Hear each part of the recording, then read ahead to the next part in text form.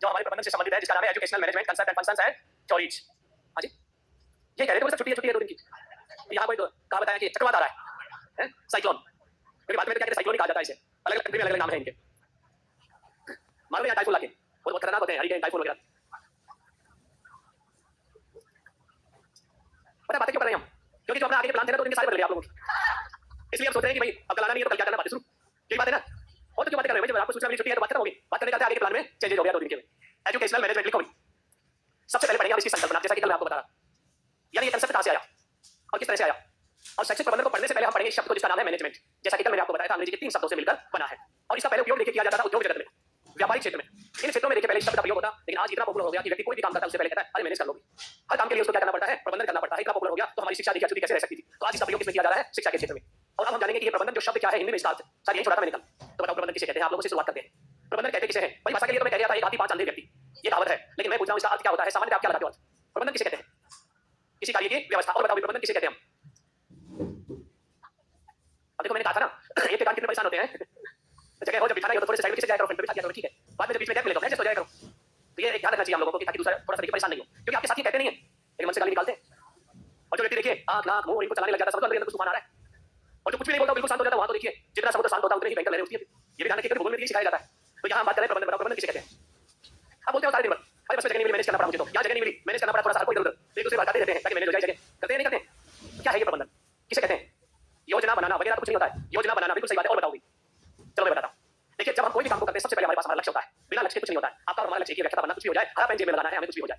Green pen holder बनना है हमें एक तरह से, और हमारे जो सिग्नेचर हो किसके हो, ग्रीन पेन के हो। जब ये सपना है हम सबका और उसी को साकार करने के लिए चीजों को क्या करें, मैनेज। तो सबसे पहले पास हमारे पास क्या हो, लक्ष्य हो। अगर लक्ष्य नहीं होता मैं आपको बुलाता ना, सब कोई नहीं आ रहा, तूफान आ रहा हम तो जा रहे हैं, लेकिन अब चाहे तूफान आए चाहे आंधी आए चाहे लाइट भी चली जाए, क्योंकि हमारे सामने हमारा क्या है, टारगेट। और टारगेट होने के बाद व्यक्ति देखिए उसको प्राप्त करने की कोशिश करता है। कोई भी प्रयास अंतिम नहीं होते। कई बार हम कहते हैं कि मेरा आखिरी प्रयास है साहब, मैं तो 30 साल का हो गया, 35 का हो गया, 25 का हो गया या कुछ और, मुझे घर वाले मौका नहीं देंगे तो लास्ट है मेरा चांस। कोई लास्ट नहीं होता है। देखिए मैं आपको बताता हूं, जब न्यूपा में था मैं, जो अपने इंडियन एजुकेशन के सबसे बड़े इंस्टीट्यूट के लिए, तो उन्होंने देखा मैं पर्ची दी और इस पर्ची पे अपना नाम लिखो और इसको चिपकाना था ऊपर दीवार पे। जितना ऊपर उछल सकते हो उतना उछल कर चिपका दो। सबने लगा दी हमने पर्चियां, अपने अपने नाम की। हम ये देख सबसे ऊपर किसकी लगी है। तब उन्होंने एक बात कही, क्या आपने अपना पूरा जोर लगा लिया, क्या आपने अपना पूरा प्रयास कर लिया, जितना करना था आपने कर लिया होगा शायद। तब उनका क्वेश्चन आया आगे से, नॉर्थ इंडिया को देखती है डॉक्टर कश्यप अवस्थी, एनसीईआरटी के अंदर उसमें प्रोफेसर पूरा नॉर्थ इंडिया उसके पास लीडरशिप के लिए। तो उन्होंने कहा जब आपने पूरा जोर लगा लिया तो अब इससे ज्यादा क्षमताएं होंगी नहीं, क्या आपको चांस और दिया जाए जिसके ऊपर लगा सकते हो। हर व्यक्ति बात करेगा, इतनी दूर गया था मैं, शायद कोशिश करूंगा तुझे ऊपर चला जाऊंगा, क्योंकि संभावना चली। फिर उसके बाद दूसरी पर्ची दी और कहा कि अब लगाओ। और सबने जब उछल के लगाई सबकी ऊपर थी पहले वाली पर्ची से। क्यों, क्योंकि पहले लक्ष्य नहीं था हमारे पास, टारगेट नहीं था, लगाना कहां तक है, केवल हमारी क्षमताएं थी, बट टारगेट।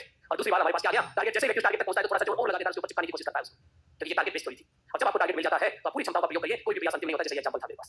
तो इसलिए हमेशा देखिए जब भी आप पढ़ने लगे ना तो एक किताब पूर्ण होती है ना एक शिक्षक पूर्ण होता है, कोई भी चीज पूर्ण नहीं होती है, क्योंकि व्यक्ति का सामर्थ्य बहुत बड़ी चीज है और उसका कोई अंत नहीं होता है। तो यहाँ हम बात करें देखिए प्रबंधन, प्रबंधन में सबसे पहले क्या चाहिए हमारा लक्ष्य। और लक्ष्य क्या हो, निर्धारित, पूरा निर्धारित। लक्ष्य कैसा होना चाहिए, पूरा निर्धारित। उस लक्ष्य को प्राप्त करने के लिए जो प्रक्रिया व्यक्ति करेगा वो सारा क्या है, प्रबंधन। तो पूरा निर्धारित लक्ष्य को प्राप्त करने का सामूहिक प्रयास, सामूहिक प्रयास, प्रोसेस। अकेला व्यक्ति कुछ नहीं कर सकता, सहयोग चाहिए दूसरे का। आप पढ़ रहे हो तो देखिए टीचर का सहयोग चाहिए, साथी का सहयोग चाहिए, किताबों का सहयोग चाहिए आपको, वो सारी चीजों का, तब जाकर आप अपने टारगेट को क्या करते हो, प्राप्त करते हो। इसलिए यहाँ जो लिखा है शब्द कैसा है, सामूहिक। तो प्रयास जो है वो प्रयास कहलाता है हमारा प्रबंधन। समझ में आता है प्रयास क्या चीज है। प्रयास में हम क्या करते हैं, देखिए बहुत सारे सवालों का जवाब लेते हैं हम यहाँ पर। जैसे कौन कौन से हैं, क्या करना है, प्रयास में क्या आएगा, क्या करना है, इसका जवाब है हमारे पास, तो ये मैनेजमेंट हो जाएगा। कैसे करना है, कब करना है, कहां करना है। अगर इन सवालों का हम बैठकर उत्तर ढूंढ लेते हैं तो ये सारे सवाल ही हमारे क्या है, प्रयास। आपका कार्य में आप क्या होंगे, सफल हो जाएंगे। अगर आपने इन प्रश्नों को देखिए जवाब नहीं तलाशा तो आप असफल हो जाएंगे। आपके घर पे देखिए 100 व्यक्ति खाने के लिए आ रहे हैं, आपने देखिए कोई व्यवस्था नहीं करी, किस तरह से बिठाना है, कैसे बिठाना है, 100 की जगह ज्यादा भी आ सकते हैं, कम भी आ सकते हैं। अगर आपने इन सवालों का जवाब नहीं ढूंढा तो लोग पता क्या कहेंगे, अरे इन्होंने मैनेज नहीं किया, बुला तो लिया, खाने की कोई व्यवस्था ही नहीं है। क्यों, क्योंकि उसने ये प्रयास नहीं की।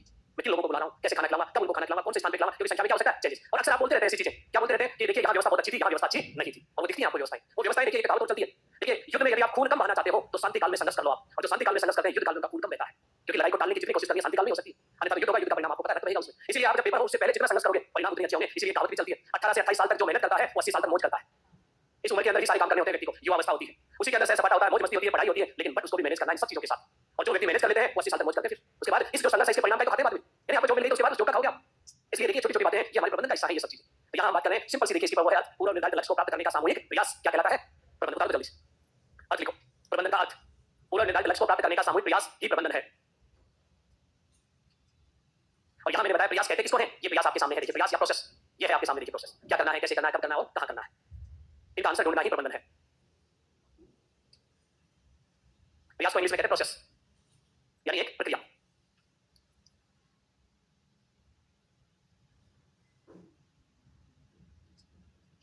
अकेले अकेले माता भाई हम भी हैं यहाँ, देखिए हमारी नजरें सब पे रहती हैं। आप पहली बार खड़े होंगे ना तो आपकी नजरें देखिए किसी एक व्यक्ति पे टिक जाएंगी, क्योंकि आंखों को आदत नहीं होती है, आपकी फैल नहीं सकती बुद्धियां एक साथ। इसलिए आप जिधर देखेंगे उस पर चलेगा मेरी तरफ देखेंगा, लेकिन हमारी जो नजरें होती है इतने सालों से पढ़ा रहे हैं सबके ऊपर एक साथ जाती है, जहाँ एक्टिविटी होती है वहाँ पता लग जाता है। इसलिए मैं टोक रहा था उसको प्लानिंग ये नहीं है। प्लानिंग में केवल हम क्या करते हैं, पूरा निर्धारित लक्ष्य को प्राप्त करने की रूपरेखा बनाना प्लानिंग। बट यहाँ हम केवल रूपरेखा नहीं बना, इतने सारे सवालों का जवाब दे रहे हैं। नियोजन किसको कहते हैं? रूपरेखा बनाना किसी कार्य की, वो नियोजन है। एक होता है परियोजना। परियोजना किसे कहते हैं? रूपरेखा बनाना और उसे क्रियान्वित करना, वो प्रोजेक्ट होता है। अब शब्दों क्या होते हैं, लिखिए होगा साइड। तो देखिए ये तो था हमारा अर्थ, और अब लिखते हैं परिभाषाएं। हेडिंग आ रही है परिभाषाएं, और एग्जाम में परिभाषाएं पूछी जाती हैं। आज तक एक भी परिभाषा सर्वमान्य परिभाषा नहीं हुई है। हर विद्वान ने अपने अपने तरीके से इसको परिभाषित करने की कोशिश की है। इसका मतलब शब्द ने इसकी परिभाषाएं क्या दी है, अलग अलग। इसलिए हम प्रबंधन को किसी एक छोटे से शब्द में बांध नहीं सकते, बड़ा व्यापक शब्द है। जैसे मैंने कहावत बताई थी, एक हाथी 5 अंधे व्यक्ति। देखिए निरंतर 5 अंधे व्यक्ति हो, उनके सामने हाथी को लाके खड़ा कर दिया जाए और उनसे पूछा जाए बताओ ये क्या है, उसको पता ही नहीं हम ये क्या है। हमने कहा कि जानवर है और लाके हमने खड़ा कर दिया, बताओ क्या है। अब वो व्यक्ति देखिए उसको कैसे परिभाषित, एक व्यक्ति देखिए चित्र इसको छूकर देखेगा, हाथ से उतरे को परिभाषित करेगा, पैर को छुआ दो पैर की परिभाषा, सूंड को छुआ दो उसकी, शरीर को छुआ दो शरीर की परिभाषा। अगर आप छोटा सा देखिए कबूतर लाके देते हो तो पूरे को देखिए छू के देख सकता है और बता सकता है। लेकिन हाथी को परिभाषित ऐसे ही देखिए हमारे यहाँ पर परिभाषाएं किसी ने इसके पैर को छुआ तो किसी ने इसके शरीर को छुआ तो किसी ने इसके सूंड को, किसी ने पूंछ को, और वैसे परिभाषित करते चले गए विद्वान। इसलिए कोई भी सर्वमान्य परिभाषा नहीं है। तो देखिए सबसे पहले आते हैं अपने इसमें विलियम लुइस। इन्होंने एक बहुत अच्छी परिभाषा दी, संसाधनों का इफेक्टिव यूटिलाइज, संसाधनों का प्रभावपूर्ण उपयोग, संसाधनों का प्रभावपूर्ण उपयोग, संसाधनों का प्रभावपूर्ण उपयोग करना ही प्रबंधन है। यानी जो संसाधन है उसका आप इफेक्टिव यूटिलाइज करें तो मैनेजमेंट है, नहीं तो मैनेजमेंट साधारण तो कोई भी कर सकता है लेकिन इफेक्टिव यूटिलाइज करें। दूसरी परिभाषा देखिए कुंटज के अनुसार, अकॉर्डिंग कुंटज, कुंटज क्या कहते हैं, किसी समूह से कार्य कराने की कला, किसी समूह से कार्य कराने की कला, किसी समूह से कार्य कराने की कला क्या कहलाएगी, प्रबंधन कहलाता है। समूह कौन है, ये समूह बैठा है आपके सामने। अगर मैं आपको कोई काम कहता हूं तो कुछ लोग मेरे कहने के अनुसार काम करेंगे, कुछ कहेंगे नहीं हमें तो मेरी मर्जी से करता है। अगर मैं सब लोगों से काम नहीं करवा पाता हूं इसका मतलब मैं प्रबंधन नहीं कर पाया आप लोगों का। अगर आप सारे लोगों से काम करवा लेता हूं इसका मतलब मैंने आप सबको क्या कर लिया, मैनेज कर लिया। ये कला है, ये क्या है, एक कला है। इसीलिए कहा किसी समूह से कार्य कराने की कला। उसके बाद चलते हैं पीटर ड्रकर, एक ऑस्ट्रेलियन देखिए प्रबंधन करता था जिनका नाम था पीटर ड्रकर। इन्हें कहा जाता प्रबंधन का गुरु या जनक। मैकिन्से ने कहा था इनको प्रबंधन का गुरु, प्रबंधन का गुरु। एक अच्छा सवाल है देखिए, प्रबंधन का गुरु किसे कहा जाता है, पीटर ड्रकर। क्यों भी ऐसा क्या काम किया, 1954 में किताब लिखी थी एमबीओ, किस पर आधारित लिखी थी, एमबीओ पर आधारित एक किताब लिखी थी इन्होंने। एमबीओ क्या है, ये पेपर में पूछा जाता है। एमबीओ नहीं करते हो तो वहां तो चैप्टर चलता है एमबीओ के नाम से। तो एमबीओ की अवधारणा के जनक कौन थे, पीटर ड्रकर। एमबीओ क्या है, management by objectives, by objectives, उद्देश्यों का प्रबंधन। पहली बार उद्देश्य के ऊपर बात करने वाले व्यक्ति थे पीटर ड्रकर। क्योंकि अगर जिसने अपने उद्देश्यों को मैनेज कर लिया इसका मतलब प्रबंधन हो गया, और जिसने उद्देश्यों को प्रबंधन नहीं किया, उन्होंने पूरी विधि बताई है उद्देश्यों का मैनेजमेंट कैसे किया जाता है। अब वो विधियां तो हमें यहाँ पढ़ना नहीं है, वो तो कुछ अध्ययन को जब हम करते हैं तब पढ़ते हैं इसको। इसीलिए इनको कहा गया प्रबंधन का गुरु, क्योंकि पहला व्यक्ति था जिसने किसकी बात करी, उद्देश्य की बात की थी। इसलिए इनको प्रबंधन का गुरु कहा जाता पीटर ड्रकर। लिखते चलो एक एक चीज को भूल जाएंगे हम। फिर आते हैं रॉस मोरे। ये देखिए क्या कहते हैं, निर्णय लेना ही प्रबंधन है। और बड़ी बात की थी इन्होंने, निर्णय लेना ही प्रबंधन है, निर्णय लेना ही प्रबंधन है। तो सब अलग अलग बातें करते आ रहे हैं, किसी परिभाषा को मैं तो ये तो देख लो आप। इन्होंने किसको महत्व दिया, डिसीजन मेकिंग प्रोसेस को, निर्णय की प्रक्रिया को। और कार्य का भविष्य हमेशा निर्णय पर निर्भर करता है। इसलिए प्रबंधन का भविष्य किसको कहा जाता है, निर्णय को कहते हैं। निर्णय को क्या कहते हैं हम, प्रबंधन का भविष्य, प्रबंधन का भविष्य या फ्यूचर। क्योंकि आप जैसा निर्णय लेंगे आगे का काम उसी पर। आपने नकारात्मक निर्णय लिया तो काम बंद हो जाएगा। आपने कार्य को आगे बढ़ाने के लिए निर्णय लिया तो आगे जारी रहेगा। तो आपका काम किस पर निर्भर करता है, डिसीजन पर। इसलिए डिसीजन को कहते हैं प्रबंधन क्या है, निर्णय लेना। बात तो बिल्कुल सही है, निर्णय लेना भी अपने आप में छोटा काम नहीं है। कई बार आप कहते हैं साहब मेरा निर्णय गलत हो गया इसलिए मैं व्याख्याता नहीं बन पाया। अगर काश मेरे दो सवालों का निर्णय सही हो जाता तो आज मैं व्याख्याता बन जाता। ये बहुत बड़ी चीज, क्योंकि उसमें डिपेंड था आपका भविष्य। अगर आपका निर्णय सही होता तो आप व्याख्याता बनते, दोबारा से पढ़ने के लिए नहीं आते, आप पढ़ा रहे होते कहीं ना कहीं। तो ये है निर्णय लेना। कौन कहते हैं, रॉस मोरे। एक सवाल प्रबंधन का गुरु, दूसरा प्रबंधन का भविष्य। और आगे चलते हैं देखो, F W Taylor, Frederick Winslow Taylor, mechanical engineer USA में बैटलेहम कंपनी में क्या थे, ये मैकेनिकल इंजीनियर थे, जिनका नाम था शॉर्ट में एफडब्ल्यू टेलर, पूरा नाम था Frederick Winslow Taylor, mechanical engineer. इन्होंने वैज्ञानिक प्रबंधन का सिद्धांत दिया, वैज्ञानिक प्रबंधन सिद्धांत, साइंटिफिक मैनेजमेंट थ्योरी। सिद्धांत आएंगे तो पढ़ाऊंगा सिद्धांत को। साइंटिफिक मैनेजमेंट थ्योरी के जनक कौन माने जाते हैं, फ्रेडरिक विंसलो टेलर, एक मैकेनिकल इंजीनियर, बैटलेहम कंपनी में काम करते थे। दूसरी वहां से हटकर मिडवेल कंपनी में चले गए, स्टील प्लांट में काम किया उन्होंने, जिनका नाम है फ्रेडरिक विंसलो टेलर। सिद्धांत का नाम वैज्ञानिक। विज्ञान किसे कहते हैं, विज्ञान साइंस किसे कहते हैं, याद रखना। विज्ञान जब भी आए तो क्रमबद्ध या व्यवस्थित अध्ययन को ही हम विज्ञान कहते हैं। किसको कहते हैं, इसका अर्थ सीधा सा है, क्रमबद्ध या व्यवस्थित अध्ययन को, जो निष्कर्ष और परिणामों पर आधारित होता है। कार्य कारण के बीच में संबंध स्थापित करो, बात की बातें। पहले तो विज्ञान का क्या लिया जाता है, क्रमबद्ध या व्यवस्थित अध्ययन क्या है, साइंस, एफडब्ल्यू टेलर। फिर आते हैं इनके बाद बहुत बड़े, देखिए यहां पर प्रबंधन करता हेनरी फियोन। हेनरी फियोन ये फ्रांस के रहने वाले, जस्ट इसके अपोजिट थे टेलर साहब के। टेलर के बात को काटते थे। इन्होंने कहा था मजदूर हैं ये काम नहीं करते, काम चोर इनको सुधारो। इन्होंने कहा नहीं, अधिकारी कमजोर होते हैं, वो काम चोर होते हैं, उनको सुधारो। दोनों में जस्ट अपोजिट। ये मैकेनिकल इंजीनियर थे तो ये खनन विभाग में इंजीनियर थे। ये अमेरिकन थे, फ्रांसीसी। दोनों की थोड़ी पढ़ेंगे आगे, सिद्धांत तो यही है इनके सिद्धांत। लेकिन इन्होंने देखिए जो बात बताई थी इनके द्वारा अवधारणा, विशिष्ट कार्यों का जनक। इन्होंने कहा दो तरह के कार्य करता है व्यक्ति जीवन में, विशिष्ट स्पेशल और एक नॉर्मल। उठना बैठना खाना पीना सामान लाना, सामान की व्यवस्था, बस में यात्रा करना, ये जनरल काम है। तो इन्होंने विशिष्ट कार्य बताए 5 और उन्हें विशिष्ट कार्यों का जनक माना जाता है हेनरी फियोन को। विशिष्ट कार्यों का जनक, विशिष्ट कार्यों का जनक किसको माना जाता है, और विशिष्ट कार्य इन्होंने बताए POCCC। ये 5 कार्य विशिष्ट है और इन 5 काम को करने के लिए कुछ सिद्धांत बताए उन्होंने। पहली बार 14 सिद्धांत बताए थे, इसलिए इनको प्रबंधन के 14 सिद्धांतों का जनक भी कहा जाता है। ये 5 कार्य वो करेगा जो 14 सिद्धांतों की पालना करेगा, जो मैं आपकी थोड़ी पढ़ाऊंगा 14 के 14 सिद्धांत। तो इसलिए हम कहते हैं इनको प्रबंधन के सिद्धांतों का जनक, सिद्धांतों का जनक। और कितने सिद्धांत दिए, 14। और यहां देख लेते हैं लगे हाथ POCC का क्या है, उसको भी देख लेते हैं, क्योंकि 5 कार्य बताए थे उन्होंने विशिष्ट, 5 कार्य या 5 तत्व। इनको क्या कहते हैं, 5 कार्य या 5 तत्व। इन 5 को विशिष्ट कार्य माना जाता है। एक एक को देखिए। पी से प्लानिंग, प्लानिंग हिंदी में नाम है नियोजन। दूसरा ऑर्गेनाइजेशन, ऑर्गेनाइजेशन, संगठन। सी सबसे ज्यादा पूछा जाता है तीनों सी का, पहली सी का क्या है, दूसरी का क्या है और तीसरी का क्या, क्रम से पूछा जाता है, क्रम से याद करना है। पहली सी का अर्थ देखिए यहां पर दे रखा है कमांड। पहली सी का क्या है, कमांड। कमांड का अर्थ होता है हिंदी में आदेश या निर्देश। दूसरी सी का अर्थ होता है कोऑर्डिनेशन। दूसरी सी का क्या है, कोऑर्डिनेशन, समन्वय। और लास्ट सी का है कंट्रोलिंग, नियंत्रण। लास्ट सी का क्या है, कंट्रोलिंग या कंट्रोल, नियंत्रण करना। शब्दों के अर्थ में एक साथ बताऊंगा, बाद में सबके अर्थ बताऊंगा एक एक करके, अभी तो केवल लिख लीजिए आप। और यही याद हो जाना चाहिए नाम पी ओ सी सी सी, पहली सी, दूसरी सी, तीसरी सी। और पी का मतलब प्लानिंग, ओ का मतलब ऑर्गेनाइजेशन। पी ओ सी सी सी। जनक कौन है, हेनरी फियोल। धीरे लिखने वाला था, अच्छा वो आपके साथ रहती थी, अच्छा वो भी है, लिख लो जो बता देना भाई। हाँ जी, पूरा नहीं मानना है ना, क्योंकि कई बार क्या है किसी को बुरा लगे, मेरा कोई दृष्टिकोण ये नहीं होता कि किसी को परेशान करना। सारे पहली बार वाले हैं, आते नहीं है। कितने लोग हैं जो पहली बार पढ़ रहे हैं, मुझे जाने पहचाने एक भी चेहरा नहीं है इसमें, सब पूरी क्लास में आप खड़े होकर देख लो। कितने लोग मेरे से पहले पढ़े हुए हैं, देखो दो ने हाथ उठाया, तीन, एक, चार, चार लोगों ने हाथ उठाया, देख लो पहली बार ही पढ़ रहे हैं, सारे फ्रेशर हैं ये सब, जिनको कहते हैं कोई स्लेट। कोई स्लेट कोई नहीं होती, कहते ही हैं, क्योंकि हर बच्चा अपनी ज्ञान की पोटली साथ में बांध कर लेके आता है। जॉन डीवी कहता है कोई स्लेट कोई नहीं होता है, सबके पास अपनी पूर्ण ज्ञान की क्या होती है, पोटली होती है, और बीच बीच में खोलता रहता है उसको, पूछता है वो बीच बीच में। चलो लिख लिया है को, अब आगे चलते हैं, लास्ट परिभाषा और देखते हैं। देखिए इसके बाद लूथर गुलिक, अगला कौन आता है, लूथर गुलिक। देखिए लूथर गुलिक और उनके एक साथी थे उर्विक, इन दोनों के अनुसार, और ये सवाल आया हुआ भी है, लूथर गुलिक के अनुसार इन्होंने देखिए जो परिभाषित किया उसके लिए शब्द बताए, पोस्ट कॉर्ब। पोस्ट कॉर्ब कितने अक्षर हैं इसमें, कितने अक्षर हैं इसमें, कितने बता रहे हो आप, 8। गिन के देख लो, 1 2 3 4 5 6 7 8। आप कुछ ज्यादा विद्वान हो क्या, मैंने पूछा क्या, ये बताओ कितने अक्षर है, शब्द नहीं पूछे मैंने, क्या बात है, बोल पूछ रहा हूं और आप उत्तर छोड़ दे रहे हैं, ये गलती होती है पेपर में भी, पूछा कुछ जाता है, क्योंकि हमको ज्ञान की पोटली है ना, वो बोलने नहीं देती है, जब 8 दिख रहे हैं लेकिन ज्ञान की पोटली है वो कहीं नहीं, साथ बोलो। हाँ जी, इवोल्यूशन को तो बाद में शामिल किया गया था उर्विक द्वारा, लेकिन हम पोस्ट कॉर्ब तक ही पहुंचे, यहाँ वो आईएएस में पढ़ाते हैं आगे जाके।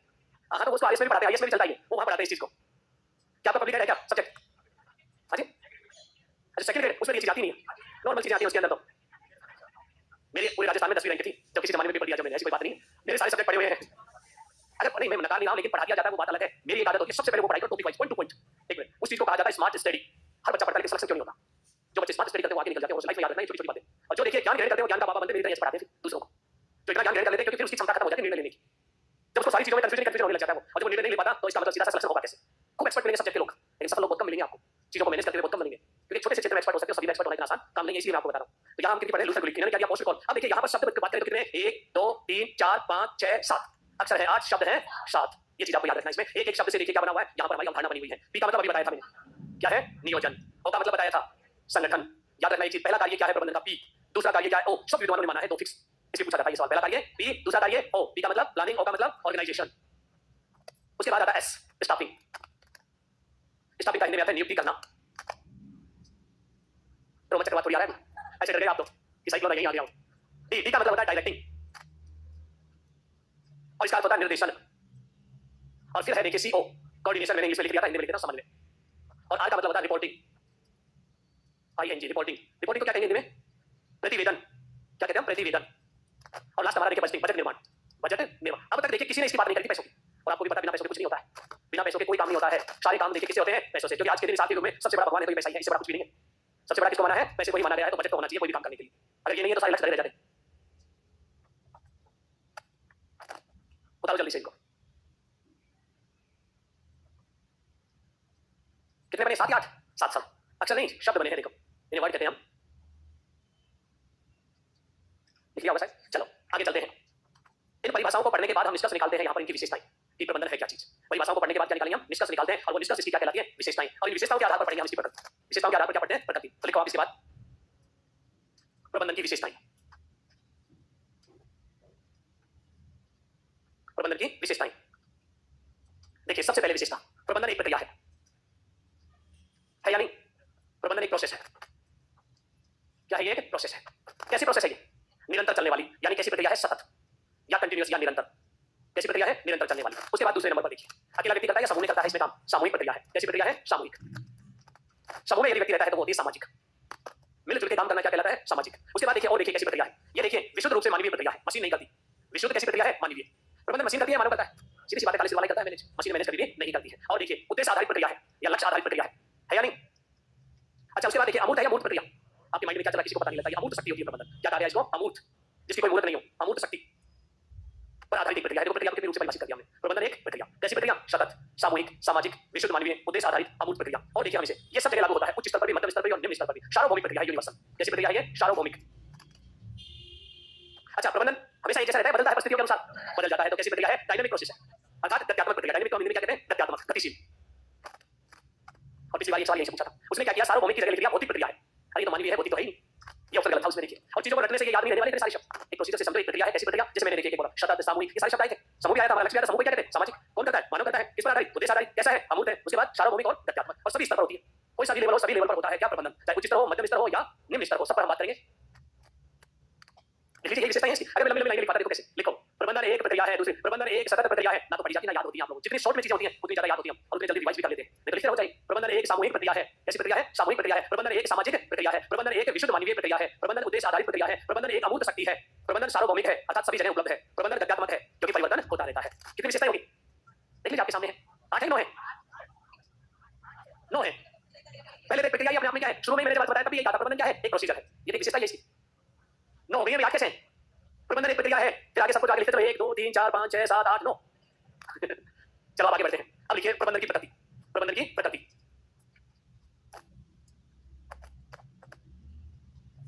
प्रबंधन की प्रकृति, नेचर या स्वरूप।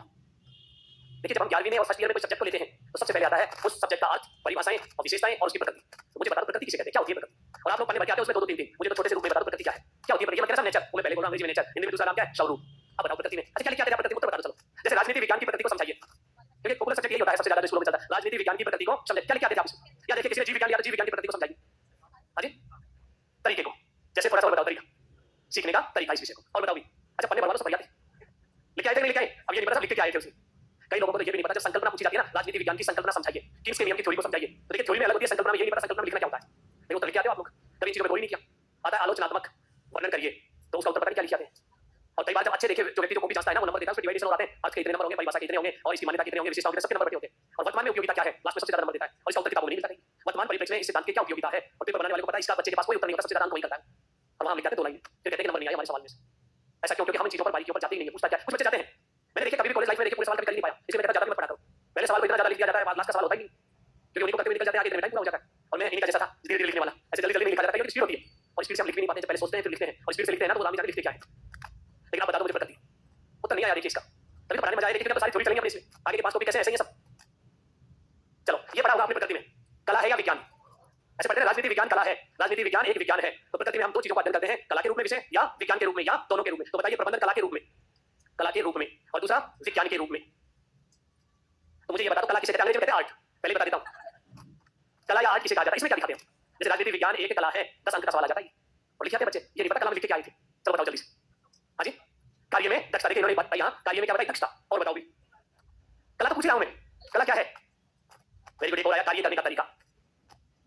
और बताओ भी, अच्छा मुझे कला जन्मजात होती है, अर्जित की जाती है? अच्छा, कल से सबको देखिए ट्रेनिंग दी जाएगी गाना गाने की, 10 साल ट्रेनिंग दे दो, बाथरूम सिंगर से ज्यादा सिंगर नहीं बनने वाले। अगर आपको पेंटिंग की ट्रेनिंग दी जाए तो सारे बच्चे पेंटर नहीं बन सकते, क्योंकि पहले कला के गुण होने जरूरी है और गुण व्यक्ति में जन्मजात होते हैं। अगर उन गुणों को प्रशिक्षण दे दिया जाए, उन गुणों को क्या मिल जाए? प्रशिक्षण, या उन गुणों का क्या करवा दिया जाए? अभ्यास, तो व्यक्ति उस कार्य में हो जाता है दक्ष। और दक्ष तो ये हम अगले स्टेप पर कहते हैं कौशल, और उसमें स्किल डेवलप हो जाती है उस चीज की। तो गुण तो हमेशा जन्मजात होते हैं व्यक्ति में। गुण क्या होते हैं? जन्मजात। अगर उन गुणों को प्रशिक्षण या अभ्यास करा दिया जाए तो व्यक्ति उस कार्य में दक्ष हो जाता है, एक्सपर्ट हो जाता है। उस एक्सपर्ट के लिए एक शब्द होता है स्किल, कौशल। तो कला एक कौशल है। कला क्या है? एक कौशल है जिसको आप कह रहे थे थोड़ी देर पहले, दक्षता, यानी कार्य करने का तरीका। लेकिन फिर भी देखिए इसको जो परिभाषित किया जाता है, प्राप्त ज्ञान का व्यवहार में प्रयोग करना। एक बच्चा डॉक्टर की डिग्री लेने गया, वहां से ज्ञान प्राप्त करता है, अब वो देखिए आकर अपने शहर में गांव में आकर प्रैक्टिस करता है, और वो देखिए उस कला को अच्छे से सीख के आया, उस गुण के अंदर पारंगत हो गया, दक्ष हो गया, तो हम और आप सब कहते हैं उस डॉक्टर के पास जाना बहुत अच्छा डॉक्टर है। अगर हमें किसी टीचर से पढ़ना है तो आप हम भी कहते हैं उस टीचर से पढ़ना, उसके अंदर पढ़ाने की योग्यता है, इसका मतलब उसके पास वो हुनर है, वो कला है। तो कला क्या है अपने आप में? एक कौशल। और ये कौशल क्या है? ये है प्राप्त ज्ञान का व्यवहार में प्रयोग करना, क्योंकि उसने एमबीबीएस वहां सीखी और अप्लाई कर रहा है व्यवहार में, तो ये कला है। अच्छा दूसरा, कला हस्तांतरण होती है या नहीं? किलो में पढ़ाने की कला देता हूं आपको, पढ़ा लेना कल से। कला कभी हस्तांतरित नहीं होती है ना, ट्रांसफर नहीं कर सकते हम एक व्यक्ति से दूसरे व्यक्ति के अंदर। क्या हो सकती है? क्या कला सृजनात्मकता होती है, हर बार नई चीज का निर्माण होता है इसमें। तो ये है कला, देखिए जिसको मैं 2 3 चीजें लिख रहा हूं, आपको उतारना है। कला क्या है? दक्षता। कला क्या है? कार्य करने का तरीका। कला क्या है? एक कौशल। दूसरे अर्थ में देखिए, प्राप्त ज्ञान का व्यवहार में प्रयोग करना, ये कला है। कला क्या है? रचनात्मकता या सृजनात्मकता। तभी तो हम कहते हैं हस्तकला, शिल्प कला, चित्रकला। उसके बाद देखिए कला को हम हस्तांतरित नहीं कर सकते। मैंने नहीं कहा कला जन्मजात होती है, मैंने कहा गुण व्यक्ति में जन्मजात होते हैं। ऐसे गलत होता है, देखिए हम पढ़ाते कुछ हैं और सिंपली में से कुछ और कर लेते हैं और फिर रूप बदल कर हमारे पास आती है कम्युनिकेशन गैप। इसको क्या कहेंगे हम? Barrier of communication. तो उत्तर सही क्या होगी, पॉलिटिकल कला या विज्ञान। तो कला का अर्थ में ये सब बताना पड़ता है, कोई भी सब्जेक्ट हो, कार्य करने का तरीका, दक्षता, कौशल, और ये सब किससे आती है, अभ्यास और प्रशिक्षण से। अब सारे लोगों ने ट्रेनिंग करके सारे बेस्ट टीचर नहीं बनोगे, लिखवा के ले जाओ चाहे। जिस बच्चे में गुण है शिक्षक के, वो ही व्यक्ति एक्सपर्ट बन पाएगा अपने सब्जेक्ट का। जिसमें ये गुण नहीं तो उसको आनंद नहीं आता, और जिसको पढ़ाने में आनंद आता है इसका मतलब उसमें गुण है, तभी तो उसको आनंद आया उस चीज को। अच्छा, विज्ञान किसे कहते हैं, अभी तो बताया था थोड़ी देर पहले, तो लिख लो, क्रमबद्धता या व्यवस्थित कार्य करना। तो देखिए, विज्ञान हमें बताता है कौन सा काम कब करना चाहिए, पहले कौन सा काम होगा, उसके बाद कौन सा होगा, उसके बाद कौन सा होगा, और ये हमें बताता है कार्य में दक्षता। एक एग्जांपल देता हूं मैं आपको, देखिए सिंपल सा एग्जांपल है। आपके घर में मेहमान आता है, और मेहमान आते ही देखिए आपने उनको खाना खिलाया, क्योंकि आप खाना बनाने में एक्सपर्ट थे, उन्होंने खाना खाया, उसके बाद थोड़ी देर में आपने चाय बनाई, चाय भी आपने अच्छी बनाई, चाय बनाने में भी एक्सपर्ट थे आप। फिर उसके बाद आप पानी लेके आए, पानी पिला दिया उनको। किस चीज की कमी, कला की, विज्ञान की? Very good. विज्ञान कहता है पहले पानी पिलाओ, फिर चाय पिलाओ, और उसके बाद इसका मतलब ये क्रमबद्ध रूप देता है किसी भी विषय को, कि बच्चे को कैसे कैसे सिखाना है ये बताएगा। लेकिन जो देखिए खाना बनाने में एक्सपर्ट होना, ये कला। खाना बनाना क्या था, चाय बनाना क्या थी, कला थी। तो इसलिए हम कहते हैं कि हमारा प्रबंधन क्या है, कला और विज्ञान। क्योंकि प्रिंसिपल होता है, देखिए जो काम मार्च के महीने में करने थे वो तो जुलाई में करता है, और जुलाई के काम देखिए मार्च में करता है, तो पता है स्टाफ क्या कहेगा, स्टाफ को होश ही नहीं है काम करने का, पहले कौन सा काम करना चाहिए। इसका मतलब उस व्यक्ति में किस चीज की कमी है। अच्छा, ऐसे भी सुनने को मिलेगा, स्टाफ बहुत अच्छे हैं, काम को बहुत अच्छे तरीके से करते हैं, बस इनको ये नहीं पता होता कि करना कब है, कौन से काम को। यदि काम करना आता है इसका मतलब कला तो है, बट उसमें कमी किसकी है, विज्ञान की। और देखिए एक एग्जांपल, ध्यान से सुनना इस एग्जांपल को। आप स्कूल में है, स्कूल के प्रिंसिपल है, ठीक है, स्कूल के अंदर देखिए आपकी किसी बात को लेकर दो टीचरों में झगड़ा हो गया आपस में, तो तुम्हें गाली गलौज हो गई, और आपको आवाज सुनाई दे रही है, आप देख रहे हैं कि दोनों लड़ रहे हैं। उसके बाद देखिए दोनों लड़ते हुए चलो आपके पास ही चलते हैं, वहां जाकर फैसला करते हैं, दोनों मारने पीटने को गाली गलौज, और सारा स्कूल तमाशा दिख रहा है, और वो आपके चैम्बर में आ जाते हैं दंड बनाते हुए। क्या करोगे आप, देखते हैं आपके अंदर कला की गुण कैसे, क्या करोगे बताओ आप। आपकी तरफ आगे दौड़ते हुए, दंड बनाते हुए, गालियां निकालते हुए, एक दूसरे को मारपीट करते हुए ऑफिस में आकर के गेट में, अब क्या करोगे आप। और आपको पता है जब व्यक्ति गाली गलौज करता है तो पागलपन पे सवाल होता है, आप कहीं पूछेंगे, पूछना होता है, उस समय व्यक्ति मानसिक रूप से पागल होता है। ये कैसा पानी पिलाएंगे, आपको पानी पिला देंगे, क्योंकि आपकी बात से तो नाराज है, और लड़ाई का कारण आप ही हैं, वो आपके लिए आ रहे हैं लड़ने के लिए। क्या करोगे बताओ। तो देखिए उसमें अगर आप में कला है तो खुद भी बच जाओगे और अपने स्कूल की इज्जत भी बचा लोगे, नहीं तो अखबार की न्यूज़ आएगी प्रिंसिपल पिटा कल के अखबार में, और सारा स्कूल तमाशा देखेगा, आप प्रिंसिपल है बताओ क्या करोगे, कैसे बचोगे आप। अगर आप में ये गुण है तो बच जाओगे, नहीं तो अखबार की न्यूज़ का हिस्सा बन जाओगे। ऐसी सिचुएशन रोज होंगी। क्या कह रहे हैं, भाग जाएंगे खेत में, आगे भागने का रास्ता ही नहीं है। अब देखिए रणछोड़ दास, मैदान छोड़ने से काम नहीं चलने वाला, इसका मतलब आप में कोई गुण नहीं है, ना तो कला और ना विज्ञान, और हमारा प्रबंधन फैल।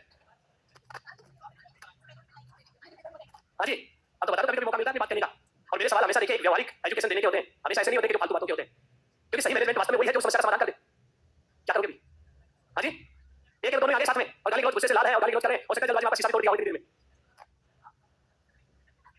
कोई बात सुनेगा तब ना आपकी। अरे इतने सारे लोग हैं, इतने तरीके तो होने चाहिए आपके पास। शांत कैसे कराओगे, क्या करोगे उनको, शांत हो जाओ। पानी तो आपको पिला देंगे, इतने में वो कह रहे हैं पानी पिलाएंगे। देखो मैं बताता हूँ आपको, हर चीज के रास्ते होते हैं। अगर जब ऐसी स्थिति बन जाती है गुस्से की, तनाव की, और आपको पता है स्थिति आउट ऑफ कंट्रोल, गुस्से का मतलब होता है व्यक्ति पागलपन, क्योंकि उसको होश नहीं रहता, उसको ये नहीं पता सामने अधिकारी बैठा है, उसका शांत होने पर एहसास हो जाता है कि मैंने गलत बोला है। लेकिन जब वो पागलपन के दौर में ऐसे आते हैं, अच्छा व्यक्ति होता है तो उसे भांप लेता है परिस्थिति अनुकूल नहीं है, क्योंकि उसको भी पता लगा है कि परिस्थिति अनुकूल नहीं है, अपनी गर्दन नीचे करके अपने काम में लग जाओ। वो आएंगे दंड बनाते हुए, गाली गलौज कुछ भी करते हुए, और आपको बड़े सहजता से उठेंगे, आपके पास आके चिल्लाएंगे, कुछ भी करेंगे, तो आप धीरे से उनकी तरफ देखेंगे, हाँ क्या हुआ, बिल्कुल सहजता से सवाल पूछना है, हाँ क्या हुआ, व्यक्ति 100 से 50% आ जाएगा सीधा, फर्क पड़ता है आपके व्यवहार का। अगर आप भी उनका जैसा ट्रीट करेंगे तो आपको पता है परिस्थितियां, और आपने आराम से उनसे कहा हाँ मैंने सुना, नहीं क्या हुआ, अब वो चाहे कितने ही गुस्से में हो, व्यक्ति आधा हो जाएगा, और उसके बाद चाहे आप पानी पिलाओ, बैठाओ, बातचीत करो, कुछ भी कर लो। ये कला है व्यक्ति को हैंडल करने की, और हर किसी में नहीं होती है, क्योंकि इसीलिए आई दिन अखबार की न्यूज़ भी बनती है, घटनाएं तो हर स्कूल में घटती है, लेकिन कुछ लोग मैनेज कर जाते हैं, कुछ लोग मैनेज नहीं कर पाते। मैनेज ही हमारा क्या है, और इसीलिए ये टॉपिक दिया गया है आपको कैसे मैनेज करेंगे चीजों को। अगर ये गुण है मैनेज कर जाओगे, ये गुण नहीं है तो अखबार का हिस्सा बन जाओगे। बताओ ये दोनों चीजें, विज्ञान का लिखो तो नीचे नोट लगा के। प्रबंधन कला और विज्ञान दोनों है, प्रबंधन कला और विज्ञान दोनों है, कला और विज्ञान दोनों है, क्योंकि एक चीज से काम पूरा नहीं होता है, एक काम करने का तरीका बताता है, तो ये काम पहले कब करना है और बाद में कब करना है, कौन सा करना है। इसलिए प्रबंधन कला और विज्ञान दोनों है। तो इसकी सबसे बड़ी प्रकृति जो है क्या है, ये अपना प्रबंधन कला और विज्ञान दोनों रूप में, दोनों का अर्थ भी समझा। एक बार पूछ लेते हैं आपसे कला के रूप में, तो कला में क्या आएंगे, दक्षता, कौशल, निपुणता, कार्य करने का तरीका, और इसका क्या लिया जाता है, क्रमबद्धता, व्यवस्थित, ये क्या है, विज्ञान। हाँ जी, क्या पूछ रहे हैं, पढ़ाना होता क्या है ये बताओ, पढ़ना है, पढ़ाना, ये सही लिखा पढ़ाना। अरे कोई बात नहीं, हिंदी का भी ये हिंदी वाले लगाते रहना, मेरा देखिए यहाँ इन चीजों पे कभी फोकस नहीं होता, मेरा फोकस पता है किस पे होता है, ज्यादा उस चीज को क्लियर करना, कंसेप्ट आना चाहिए, ये तो आप सब कर लोगे, आपका काम है ये। इसकी बिंदी उतार के इसकी लगा दोगे, हैं पढ़ाना हिंदी के भाषा की दृष्टि से गलत है चीजें, लेकिन मैं कभी भी भाषा पे फोकस नहीं करता हूँ। कई बार लिखना कुछ होता है, लिख कुछ और चला जाता हूँ, क्योंकि सारा ध्यान इस पे बोलने पे समझाने, इस पे मैं कम ध्यान देता हूँ। पढ़ाना पूछा था, पढ़ाना है क्या, मैंने आज सुनाई वर्ड ही नहीं सुना मैंने कभी, अंग्रेजी में क्या कहेंगे इसको, आज बताना पहले उन्हीं को कहने दो, उनके भाव टीचिंग, इसका अर्थ तो देखिए शिक्षण होता है। शिक्षक और शिक्षार्थी के बीच विषय वस्तु को लेकर होने वाली अंतःक्रिया, जिसको हम कहते हैं टीचिंग, सीखने सिखाने की प्रोसीजर टीचिंग होती है, सीखने सिखाने की प्रक्रिया है। अब सीखने सिखाने उल्टा सीधा पढ़ाओगे तो कमी किसकी है, बच्चे के साथ समझ में नहीं आया कुछ भी, इसका मतलब विज्ञान चाहिए। और यदि सही ढंग से आप बच्चे को ये चीज दे देते हो, उसमें स्किल डेवलप कर देते हो, पढ़ाना ये है, तो वो क्या है, कला। तो कला और विज्ञान दोनों होता है, उल्टा सीधा नहीं पढ़ाना, विज्ञान को साथ लेना है। चलो विशेषताएं होगी, प्रकृति होगी, इसके बाद लिखिए आवश्यक तत्व, प्रबंधन के आवश्यक तत्व, प्रबंधन के आवश्यक तत्व। और प्रबंधन के लिए देखिए 4 तत्व आवश्यक होते हैं, ये भी सवाल आया था एग्जाम में, कितने तत्व होते हैं, 4, पहले 2 ही होते थे, आजकल 4 पढ़ाए जाते हैं। एक तो होता है भौतिक संसाधन, भौतिक संसाधन, दूसरा होता है मानवीय संसाधन, भौतिक संसाधनों का प्रबंधन, मानवीय संसाधनों का प्रबंधन। भौतिक में क्या आता है, हमारे स्कूल में देखो भौतिक के अंदर भौतिक चीजें आती हैं, जैसे भवन, पुस्तकालय, खेल का मैदान, जैसे कंप्यूटर लैब, साइकिल स्टैंड, ऐसे। मानवीय संसाधन में कौन आएगा, यहाँ देखिए शिक्षक, शिक्षार्थी, उसके बाद अभिभावक, अधीनस्थ कार्मिक, संस्था प्रधान, ये सब क्या है? मान्य। पहले दो ही संसाधन होते थे प्रबंधन के लिए, दो चीजों का मैनेजमेंट हो गया। आजकल कहते हैं कि जो पहले इसमें आया जाता था वित्त पैसा, भौतिक वस्तु थी वो, उसको कहा उसके बिना कुछ नहीं होता है, तो देखिए वित्त को यहां से निकाल दिया और वित्त किसको लिया हम अलग से, जिसे हम कहते हैं वित्तीय संसाधन। आजकल इसको अलग से पढ़ा जाता है। वित्तीय संसाधन क्या है? धन। चौथा कौन सा है? चौथा है तीनों को मैनेज करने वाला, प्रबंधन के सिद्धांत। चौथा क्या आता है? इन तीनों को देखिए मैनेज करने के लिए क्या है? प्रबंधन के सिद्धांत। के सिद्धांत, सिद्धांत होते क्या है बाद में भी बताऊंगा, अभी भी बता दें। काम करने का तरीका बताने के नियम क्या कहलाते हैं? सिद्धांत। ऐसे ऐसे काम करोगे आप, मार्ग निर्देश देने वाली बातें ही क्या कहलाती हैं? सिद्धांत। तो काम करने का तरीका भी जरूरी है। काम के लिए पैसे भी चाहिए, काम के लिए मानवीय संसाधन भी चाहिए और काम के लिए भौतिक। सबसे ज्यादा मानवीय संसाधनों पर जोर देने वाले लॉरेंस एप्ले थे। लॉरेंस एप्ले, इन्होंने जोर दिया था मानवीय संसाधन का। सब चीजें मैनेज हो जाएंगी, काले सिर वाला मैनेज नहीं होता, बाकी सब हो जाएंगे, पैसे भी आ जाएंगे, भौतिक चीजें भी आ जाएंगी, लेकिन इसको कैसे करें? काले सिर वाले को, यानी मानव को कैसे कंट्रोल किया जाए, इसको कैसे प्रबंधित किया जाए, और इसको प्रबंधन करने का मतलब है उनको रेल में बिठाने के बराबर।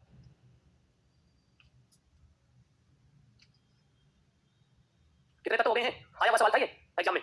प्रबंधन की आवश्यक तत्व भौतिक, मानवीय, वित्तीय और प्रबंधन के सिद्धांत, चार तत्व होते हैं और चारों चीजों को मैनेज कर लिया जाता है तो पूरा मैनेजमेंट हो जाता है।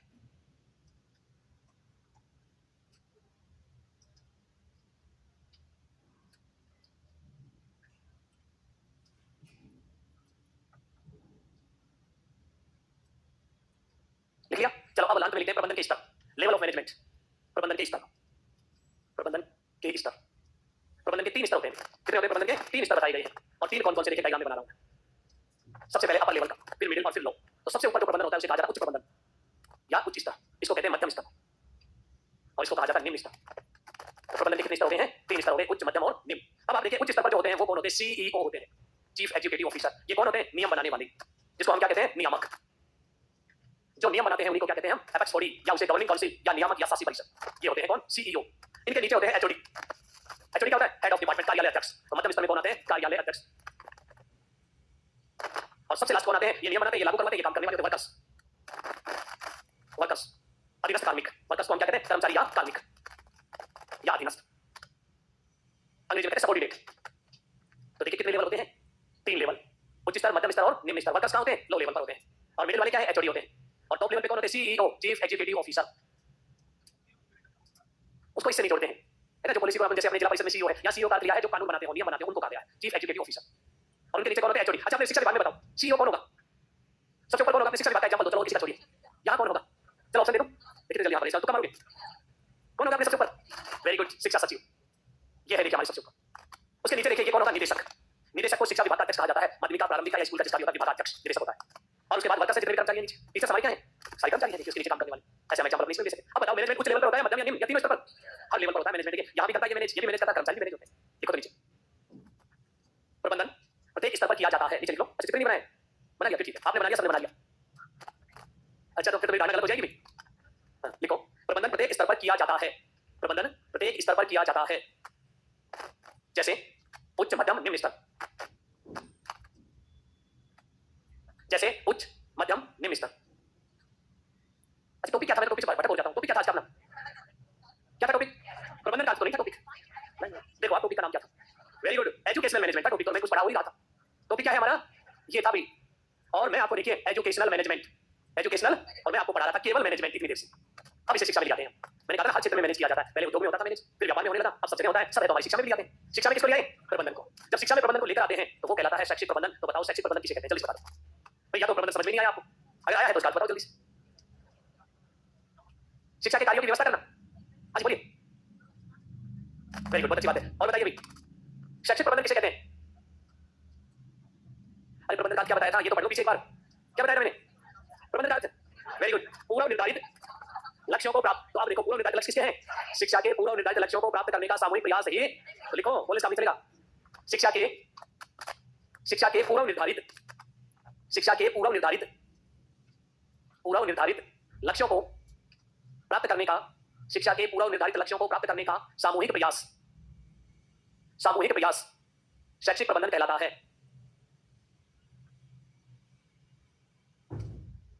और एक परिभाषा है जेडीसीएस की, शिक्षा के कार्यों की व्यवस्था करना ही शैक्षिक प्रबंधन है। शिक्षा के कार्यों की व्यवस्था करना क्या कहलाएगा? शैक्षिक प्रबंधन कहलाएगा। शिक्षा के कार्यों की व्यवस्था करना। एक परिभाषा पिपलर के अनुसार, अकॉर्डिंग टू पिपलर, ये कहते हैं श्रम का विभाजन करना ही प्रबंधन है। श्रम का विभाजन करना, ये भी बहुत अच्छी बात है। देखिए शिक्षा में क्या करते हैं हम? कार्यों का बंटवारा करते हैं, कौन कौन व्यक्ति क्या क्या कार्य करेगा, वो क्या कहलाता है? श्रम का विभाजन। और श्रम का विभाजन के दो तरीके बताए थे इन्होंने, व्यक्ति से व्यक्ति के बीच, व्यक्ति से व्यक्ति में, वर्ग से वर्ग में। अगर वर्गों में आप बंटवारा करें तो वर्गों में करिए, व्यक्तियों में कार्य का बंटवारा करें तो व्यक्तियों में कर दीजिए। तो देखिए श्रम के विभाजन के रूप में परिभाषित किसने किया? विपणन। शिक्षा के कार्य की व्यवस्था करने के रूप में जेबीसीएस। और हमें तो याद करना, पूरी परिभाषा कुछ याद नहीं करनी है, केवल हमें पहचान पता होना चाहिए कौन सी बात किसने क्या कही, क्योंकि वहां से कुछ लिखा हुआ मिलेगा, हमें तो पहचान करना है, रिकॉग्नाइज करना आना चाहिए बस। लिखिए याद। अब देखिए यहाँ उन्हीं चीजों को हम दोहराएं। शैक्षिक प्रबंधन के रूप में जो प्रबंधन की अर्थ और परिभाषाएं, कोई मतलब नहीं है, चीजें वही है। अर्थ भी हो गया, दो परिभाषाएं भी हो गई, और प्रबंधन शैक्षिक प्रबंधन की विशेषताएं क्या है? जो प्रबंधन की विशेषताएं होती है वही शैक्षिक प्रबंधन के नीचे नोट लगा के लिखो। प्रबंधन की विशेषताएं ही, नीचे नोट लगा के लिख लो, प्रबंधन की विशेषताएं ही शैक्षिक प्रबंधन की विशेषता होती है। प्रबंधन की विशेषताएं ही शैक्षिक प्रबंधन की विशेषताएं होती हैं। और अब लिखिए शैक्षिक प्रबंधन के कार्य। फंक्शंस और कार्य दो प्रकार के होते हैं। देखिए सामान्य कार्य और विशिष्ट कार्य। कार्य कितने प्रकार के होते हैं? सामान्य और विशिष्ट। तो सबसे पहले लिखेंगे विशिष्ट कार्य। किसने वर्गीकरण किया था ये बताया था हेनरी फियोल ने, सामान्य कार्य और विशिष्ट कार्य। सामान्य कार्य हमें याद है पी, पहला कार्य। पी क्या था? नियोजन। ओ संगठन। सी निर्देश। सी समन्वय। और फिर लास्ट सी क्या है? कंट्रोल, नियंत्रण। हाँ जी, पॉलिटिकल में क्या पढ़ा था? तो हो सकता है वहां किस अलग तरह से अप्लाई कर रहे हो ऐसे। अब देखिए पी ओ सी सी सी, इस वाले के साथ ये लिख रहे हैं आप, और लिख लिया होगा।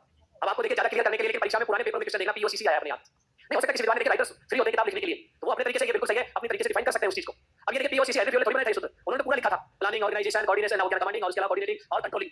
उन्होंने ऐसे लिखा है, हमने सूत्र बना लिया याद करने के लिए पी ओ सी सी। तो ये तो आप और हम के द्वारा बनाया गया, पूर्व में जो विद्वान है उन्होंने बनाया है। अब ये सर कह रहे हैं ऐसे भी बनाया जा सकता है, कैसे भी बना सकते हो। तो लेकिन सामान्य देखिए जो मैंने लिखा है तो इसको पी ओ सी सी के रूप में ही लिखा है। हो सकता है कि किसी लेखक ने लिखा हो ऐसा, गलत कुछ भी नहीं है इसमें भी। सामान्य कार्य क्या होते हैं? सामान्य कार्य होते हैं जैसे अभिप्रेरणा, सामान्य कार्य है निर्णय लेना, सामान्य कार्य है नवाचार, सामान्य कार्य है संप्रेषण, सामान्य कार्य है एकीकरण। ये देखिए हमारे किसमें आ रहे हैं? सामान्य कार्यों में और चीजें इसमें शामिल कर ली। बजट बनाना, नियुक्ति करना, रिपोर्ट तैयार करना, प्रतिवेदन तैयार करना। लेकिन विशिष्ट कार्य तो कितने माने हमने? 5। या वजह से नहीं, कई बार पूछा जाता है निम्नलिखित में से प्रबंधन का विशिष्ट कार्य नहीं है। ये सारणी फिर एक एक को पढ़ेंगे अभी में फंक्शंस को हम। लेकिन इन कार्यों में रोचकता लाने के लिए कुछ सवाल पूछ लेता हूं पहले ही। प्रबंधन का भविष्य किसे कहते हैं? बता चुका मैं। किसको कहते हैं? प्रबंधन का नेशनल हाईवे, प्रबंधन का नाड़ी तंत्र, प्रबंधन का सार, प्रबंधन की आत्मा। बहुत सारे सवाल हैं। संगठन का मस्तिष्क, संगठन का लाइफ ब्लड, जीवन रक्त। बताओ छोटे छोटे सवाल हैं जो हम पढ़ेंगे, एक कभी पढ़े हो आप लोगों ने। किसी भी ऑर्गेनाइजेशन का लाइफ ब्लड किसे कहा जाता है? जीवन रक्त। अगर वो देखिए जीवन देने वाला रक्त ही नहीं हो तो संगठन खत्म। संगठन का मस्तिष्क ब्रेन, संगठन की आत्मा, संगठन का हृदय, संगठन का नाड़ी तंत्र, नेशनल हाईवे, संगठन का भविष्य। ऐसे बहुत सारे सवाल पूछते हैं। देखिए मैं कभी तो भी पढ़ाता हूं ये सवाल पूछते हैं, अरे आ जाएंगे एक एक करके सब चीजें। लेकिन आएंगी चीजें कैसे? वैज्ञानिक विधि से, तरीके से, क्रमबद्ध रूप से एक एक चीजें, है ना। लेकिन देखिए जब किसी चीज को पढ़ते हैं उससे सवाल पूछे जाते हैं ऐसे, तो बच्चे में अपने आप क्या जाती है? उमंग, रोचकता आती है कि इन चीजों को मैं जानूं। इसके लिए मैं बार-बार कहता हूं पुराने पेपरों को पढ़ो पहले, ताकि आप में जिज्ञासा पैदा हो, और उनको पढ़ने के बाद आप देखिए चीजों को पढ़ना शुरू करो। आप ये सब हमें आता नहीं कुछ, मैं भी कह रहा हूं नहीं आता, तभी तो क्वेश्चन पढ़ रहे हैं पहले। जब उन क्वेश्चनों को पढ़ते हैं तो तब हमें एहसास होता है उस चीज का, अरे ये सवाल तो आया हुआ था शायद, ऐसा मैंने पढ़ा। और आप लोगों को एक और बताता हूं, मेरा खुद का देखिए दृष्टिकोण है, आप लोगों का क्या हो सकता है? कोई भी कंसेप्ट पढ़ाया जाता है, कोई भी टॉपिक पढ़ाया जाता है, उसको पढ़ लीजिए, तुरंत ऑब्जेक्टिव टाइप क्वेश्चन सॉल्व मत करो आप। पढ़ने के बाद 6-7 दिन हो जाए तब उन ऑब्जेक्टिव टाइप को निकालो आप। अगर हाथों हाथ पढ़ते तो अभी तो पढ़ा था हमने, तुरंत सॉल्व कर दोगे आप, और आप गलत फहमी में होगी, ये तो मुझे आती है। और उस गलतफहमी का कोई इलाज नहीं है। स्वयं का इवोल्यूशन स्वयं करो 7 दिन बाद, अब पता लग जाएगा 7 दिन बाद कितनी चीजें याद है, कितनी हमें नहीं है, और इस टॉपिक को कितना और पढ़ना है हमें। ऐसे किया करो अपना इवोल्यूशन, और खुद से देखिए अच्छा इवोल्यूशन और कोई नहीं कर सकता। अपने अंदर विधियों को अपनाइए, मनोवैज्ञानिक तरीकों में बदलाव हो जाएगा धीरे-धीरे, और एक एक्सपर्ट बन जाओगे अपने सब्जेक्ट में। लेकिन आप फॉलो करिए धीरे-धीरे इन चीजों को लागू करो। पेन तो आज तक नहीं खरीदा, है ना? क्या फॉलो करेंगे? लिखो भाई पहला कार्य प्लानिंग, नियोजन। पहला कार्य लिखिए नियोजन। नियोजन दो शब्दों से मिलकर बना है, नी प्लस योजन। नी प्लस योजन। नी का मतलब होता है निश्चित, और योजन का मतलब होता है रूपरेखा या प्रारूप। किसी कार्य की निश्चित रूपरेखा बनाना नियोजन। किसी कार्य की निश्चित रूपरेखा बनाना क्या कहलाएगा? नियोजन। तो दोनों को जोड़ दें हम, देखिए अर्थ देखें नियोजन का। किसी कार्य की निश्चित रूपरेखा बनाना,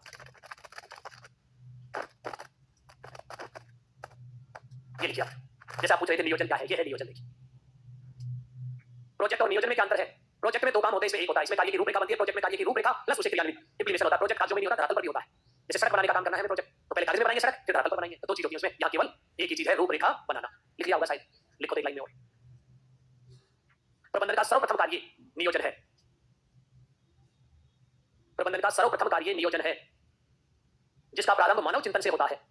जिसका प्रारंभ मानव चिंतन से होता है। मानव चिंतन का मतलब मानसिक शक्तियों के आधार पर ही वो प्लान तैयार करता है। शारीरिक शक्तियों के आधार पर प्लान तैयार नहीं होता। कहां से होता है? मानव के मस्तिष्क से। तो पहला काम तो हो गया हमारा नियोजन। जॉन मिलेट ने तो एक परिभाषा दी थी इसकी, नियोजन की। उन्होंने कहा था भविष्य के कार्य हमारे निर्भर करते हैं नियोजन पर, और इसकी प्लानिंग हमारी किस पर निर्भर करती है? नियोजन पर। आगे आता है दूसरा क्या था इसमें? संगठन। दूसरा लिखो ऑर्गेनाइजेशन, संगठन। ऑर्गेनाइजेशन, संगठन। बताओ संगठन किसे कहते हैं? चलो आपको ये परिभाषित करने में सरल होगा। कोचिंग एक संगठन है, स्कूल एक संगठन है, परिवार एक संगठन है, यूएनओ एक संगठन है। बताओ मुझे। बहुत सारे समूह मिलके, लोगों का एक समूह। बताओ संगठन। देखो एग्जांपल सुना, परिवार एक संगठन है, समाज एक संगठन है, स्कूल एक संगठन है, कोचिंग एक संगठन है, कार्यालय एक संगठन है, यूएनओ एक संगठन है। मिलजुल कर कार्य करना संगठन, ये बन जिसके नियम होते हैं। हाँ। दो या दो से अधिक व्यक्ति, आप एक ही पक्ष पे घूम रहे हो आप। अरे आप ये देखिए यहाँ कोचिंग का मैंने उदाहरण दिया, ये पंखे, ये कैमरा, ये बोर्ड, ये नहीं है कि हमारे पाठ संगठन के, या केवल ये बच्चे और ये शिक्षक ही हैं। आप देखिए संगठन में तो सब चीज आती है। आप केवल मानवीय पहलू पर ही फोकस कर रहे हैं, उससे बाहर निकलो और फिर परिभाषित करो। Very good. और बोलिए, देखिए बहुत अच्छी बात बताई, भौतिक और मानवीय संसाधनों का व्यवस्थित रूप ही संगठन कहलाता है।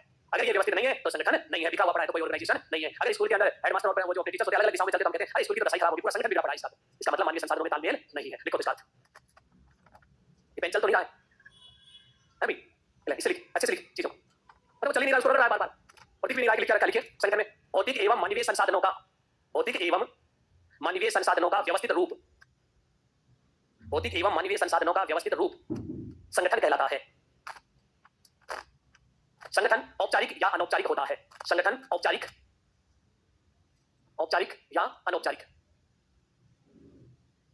होता है। इसका क्या अर्थ है? स्कूल कैसा संगठन है? औपचारिक। लेकिन समाज हमारा, अब आप समझ गए।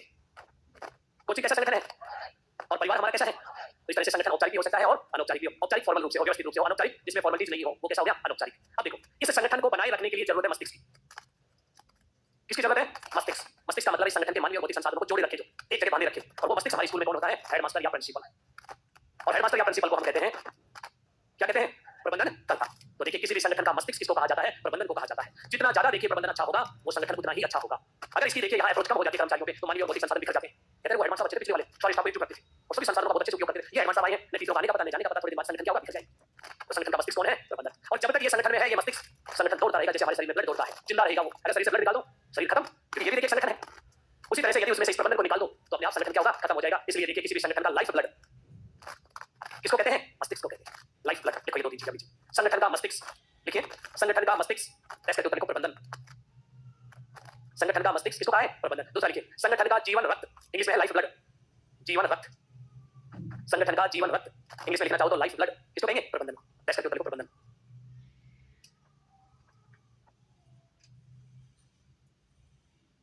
निर्देशन, डायरेक्टिंग। कमांड नहीं बता रहा हूं मैं, कमांड को नहीं बताया, उसकी जगह कौन सा शब्द लिखा मैंने? डायरेक्टिंग। और जो कमांड लिखा था, कमांड का अर्थ क्या होता है? कमांड का अर्थ बता देता हूं, ऑर्डर देना, आदेश देना। और आदेश देने से कभी काम नहीं होते।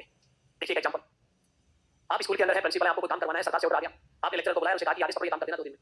आप निश्चित हो गए क्योंकि आपने ऑर्डर दे दिया। 2 दिन बाद उस टीचर को बुलाते हैं और आप कहते हैं अरे आपको काम दिया था, वो काम कर लिया क्या? साहब मेरे तो समझ में नहीं आया, अब क्या करूं? क्योंकि सूचना भी दी थी आपको, उसने तो कह दिया साहब मेरी समझ में नहीं आया, साहब मैं तो भूल गया, अब क्या करोगे? आप? उसका करोगे काम तो फिर भी नहीं होना। खुद मानसिक तनाव में आओगे, प्रेशर में आओगे, कभी काम तो नहीं होगा। ऑर्डर देने से कभी काम नहीं होते हैं, ये मैनेजमेंट नहीं है। इसलिए उसकी जगह मैंने शब्द लिखा है डायरेक्टिंग, निर्देशन। और निर्देशन देखिए किसी भी चीज को, कार्य को करवाने के तरीके होते हैं।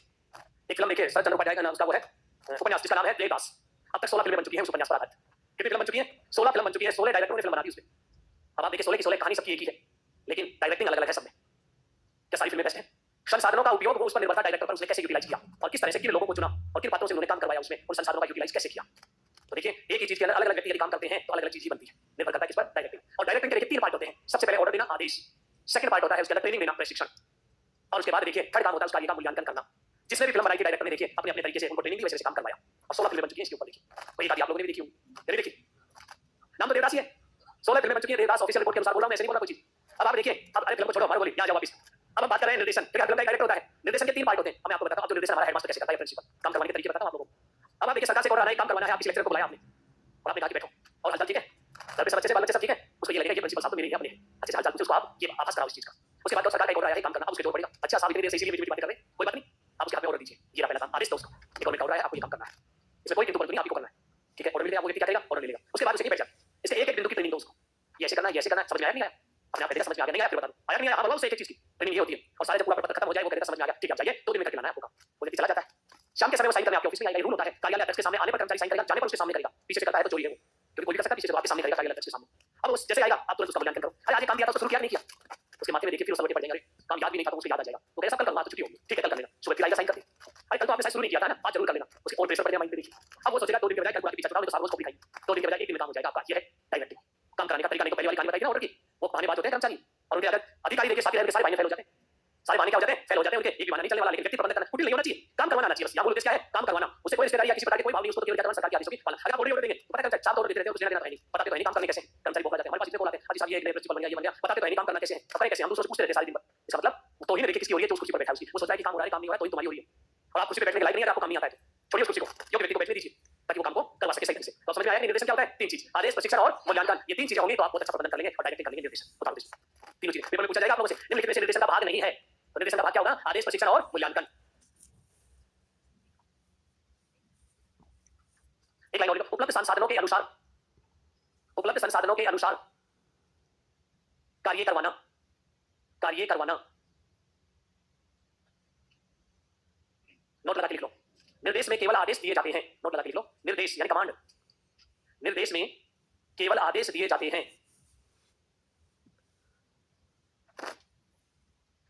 अगला कार्य देखिए, संप्रेषण।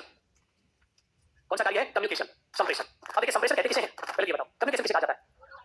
2 या 2 से अधिक व्यक्तियों के बीच में सूचना, तथ्यों, डेटा, सामान का आदान प्रदान होना क्या कहलाता है, संप्रेषण। तो यहाँ देखिए सूचनाओं का आदान प्रदान होता है मैनेजमेंट में, और सूचनाएं 2 तरह से देखिए आदान प्रदान होता है। कितने प्रकार का संप्रेषण होता है, 2। एक को कहते हैं क्षैतिज हॉरिजॉन्टल संप्रेषण, और एक होता है वर्टिकल लंबवत संप्रेषण। कितने प्रकार से संप्रेषण हुआ, 2। क्षैतिज, 2 बराबर वाले देखिए अधिकारियों के बीच में कम्युनिकेशन, आदान प्रदान दोनों बराबर है, देखिए एक ए है और एक बी है। ना तो आदर का भाव होता है, ना सत्कार का भाव होता है, ना आदेश का होता है, नेचुरल बातचीत के बीच, जैसे 2 प्रिंसिपलों के बीच में आदान प्रदान होना किसी भी चीज का क्या कहलाता है। यहाँ पद कैसे है, समान, समान पद, पद कैसा है यहाँ, समान है, तब आदान प्रदान होना सूचनाओं का। बट लंबवत में देखिए एक होता है उच्च पद को धारण करने वाला और एक होता है निम्न पद अधीनस्थ। उच्च पद वाला व्यक्ति निम्न पद वाले व्यक्ति को आदेश देता है, ऑर्डर। कैसे भाव होते हैं उसके, आदेश। वो आदेश देगा नीचे वाले का, कम्युनिकेशन ये काम करना है, उसकी आवाज में भी देखिए सुर बदले हुए होंगे, कड़कपन होगा, आदेश के भाव होंगे उसमें। लेकिन निम्न पद वाला व्यक्ति क्या करेगा, निवेदन करता है उच्च पद वाले से, आग्रह होता है, निवेदन होता है कि साहब ये काम मैं करूँ या नहीं करूँ, और करना है तो कैसे करना है, मैं आपसे निवेदन कर रहा हूँ, मुझे 2 दिन की छुट्टी चाहिए। ये कम्युनिकेशन है। तो यहाँ देखिए भाव किसके हैं, निवेदन के, आग्रह के। निवेदन के रूप में संप्रेषण निम्न पद से उच्च पद की ओर, आदेश के रूप में संप्रेषण उच्च पद से निम्न पद की ओर, ये कहलाता है वर्टिकल, ये कहलाता है हॉरिजॉन्टल। संप्रेषण कितने प्रकार का होता है, 2 प्रकार का। ये सूचनाओं का राजपथ है, हाईवे है जिस पर सूचनाएं आ रही है जा रही है, ये क्या, संप्रेषण। इसलिए देखिए सूचनाओं का नाड़ी तंत्र किसको कहते हैं हम, या प्रबंधन का नाड़ी तंत्र हम किसको कहते हैं, संप्रेषण को। प्रबंधन का नाड़ी तंत्र, जिस प्रकार से हमारी नाड़ियों में सूचनाएं सवेरे एक स्थान से दूसरे स्थान पर घूमती है, नर्वस सिस्टम, इसी तरह से देखिए हम इसे कहते हैं हाईवे भी कहते हैं, और हाईवे को हिंदी में क्या कहते हैं, राजमार्ग। उत्तर क्या होगा, प्रबंधन का हाईवे, नाड़ी तंत्र या राजमार्ग किसे कहा जाता है, कम्युनिकेशन को कहा जाता है। ये है हमारा कम्युनिकेशन। और देखिए इसके बाद अगला कार्य है, टाइम हो गया, ज्यादा ही हो गया, मुझे बिल्कुल नहीं पता। अभी प्रेरणा लिख लो बस एक, अभी प्रेरणा, प्रबंधन की आत्मा। अभी प्रेरणा क्या कहते हैं, हाँ मोटिवेशन, अभी प्रेरणा मोटिवेशन, प्रबंधन की आत्मा। अभी प्रेरणा वो चीजें मरे हुए में भी जान डाली जा सकती है, सोए हुए इंसान को जागृत करना ही अभी प्रेरणा है। तो इसे प्रबंधन के क्षेत्र में क्या कहते हैं, आत्मा। यानी व्यक्ति की आत्मा को जब जोड़ दो काम करने को तैयार हो जाएगा। ये तो मैनेजमेंट है, आप लोगों की आत्मा को जब जोड़ दिया जाएगा, बस पढ़ना शुरू कर दोगे आप। तो ये क्या कहलाती है यहाँ पर प्रबंधन की आत्मा, बाकी कल बात करते हैं।